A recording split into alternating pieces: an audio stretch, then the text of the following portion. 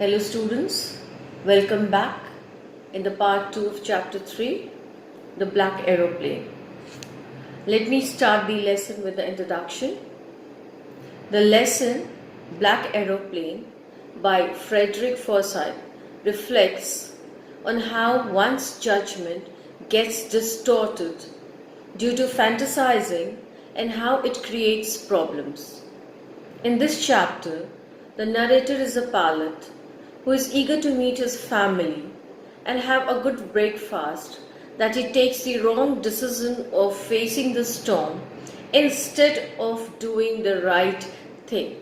Miraculously, he somehow manages to escape with the help of a mysterious aeroplane.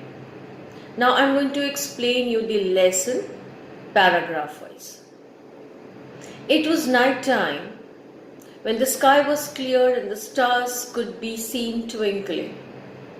The pilot felt peace in being above a country that had fallen asleep while he was flying over France to England.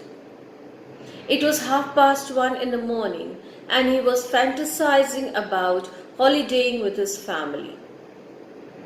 When the aeroplane was in France, the pilot thought of informing the Paris control personnel about its presence and for instructions. At that time, lights from the Paris city were blaring at him. He informed the control agency, to which they replied with further instruction on directions. The control room at Paris instructed him to turn 12 degrees towards the west.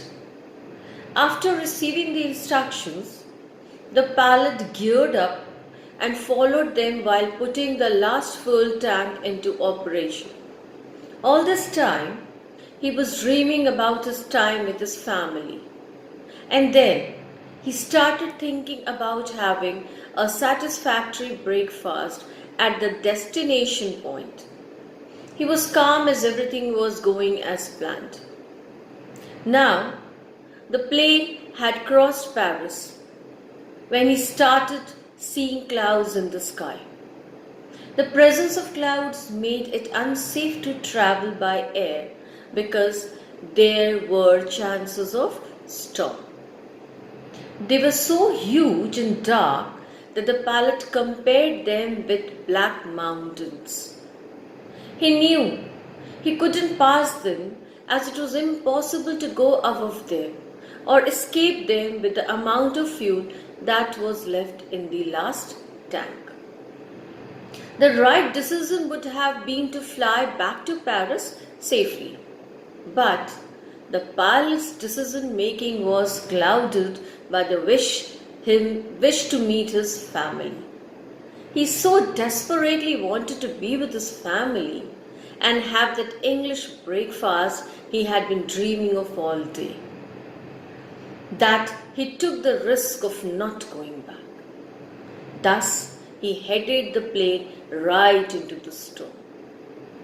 It was so dark because of the storm that nothing was visible outside the plane.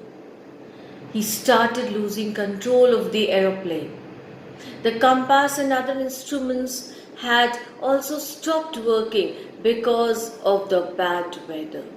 He became helpless. He tried calling the Paris control agency, who had helped him earlier, but couldn't connect because of the weather. In the midst of nowhere, when everything failed, he saw a ray of hope. When he saw another aeroplane, he felt relieved when he saw another pilot's face and willingness to help him escape the storm. He thought to himself that the other pilot is very kind, as he knew that they were lost and was trying to help him. Now let's see what happens. The other pilot took his plane ahead of the lost aeroplane to make it easier for them to follow, while the author followed him like an obedient child.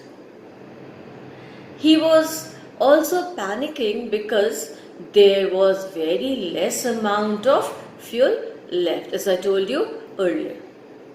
It was only then that he started coming out of the storm and could see the runway to land his plane safely.